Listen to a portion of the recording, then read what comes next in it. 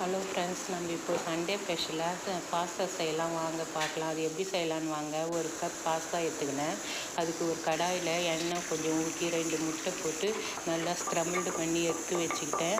அப்புறம் பாஸ்தா ஒரு கப்பு ஏற்கனவே சிக்கன் 1/4 கிலோ வேக வச்சுருந்தேன் குக்கரில். அதே தண்ணியிலேயே பாஸ்தாவையும் போட்டு வேக வச்சிடலாம். ஒரு 2 விசில் வச்சிடலாம். நம்ம மறுபடியும் ஸ்க்ரம்பிள் பண்ண கடாயிலேயே வெங்காயம், தக்காளி, இஞ்சி பூண்டு பேஸ்ட்டு எல்லாத்தையும் போட்டு நல்லா வதக்கணும். அதுலேயே சால்ட்டும் கொஞ்சம் போட்டு நல்லா வதக்கலாம். அப்புறமாட்டிக்கு ஸ்க்ரம்பிள்டு பண்ண முட்டையிலையும் நல்லா போட்டு நல்லா சால்ட்டு போட்டு வதக்கிட்டு, அப்புறமா சிக்கன் வேக வைக்கும்போதே உப்பு போட்டு வேக வச்சேன். அதையும் போட்டு கலக்கின்னு அப்புறம் பாஸ்தாவை வடிகட்டி அந்த தண்ணி கொஞ்சம் அந்த தண்ணியும் ஊற்றி நல்லா கலக்கிடணும், மிக்ஸ் பண்ணிடணும். Ready to pasta. அவ்வளோதான் ஃப்ரெண்ட்ஸ். லைக்